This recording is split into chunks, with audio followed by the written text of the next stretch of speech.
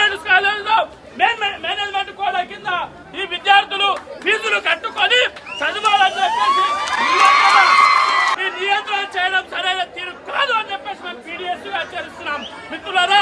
అంతేకాదు ఈరోజు విద్యార్థులు కేవలం మేము ఆడపిల్లలకు సీటీ ఏర్పాటు చేస్తాం, అంతేకాకుండా ఫ్రీ బస్ ఏర్పాటు చేస్తామని అని చెప్పేసి గొప్పలు చెప్పడం కాదు. ఈ రోజు ఆడపిల్లలపైన దాడులు జరుగుతూ ఉంటే నీ సీటీ ఎక్కడ పోయింది, నీ పోలీస్ యంత్రాంగం ఎక్కడ పోయింది? ఇదే విధంగా స్కాలర్షిప్లు నీ ఇంట్లోకే తీస్తలేవు. అదే విధంగా కేసీఆర్ అప్పు చేసిపోయింది అని చెప్పేసి అంటే కేసీఆర్ అప్పు చేసినందుకే హైదరాబాద్ అనిపట్టున్న హుస్సేన్ సాగర్ లో పొందబెట్టిరు ఇదే విద్యార్థి లోకం.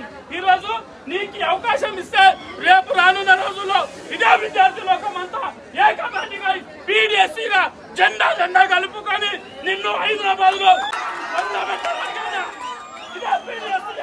చెప్పేసి నేను హెచ్చరిస్తా ఉన్నా.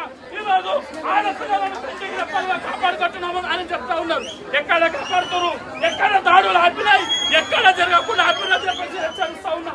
మిత్రులారా, ఈ జెండా కింద జాజిరెడ్డి యొక్క మేధావి, అలాంటి మేధావులు అర్పించిన ఈ జెండాను ముందుకు తీసుకుపోతా ఉన్నాం.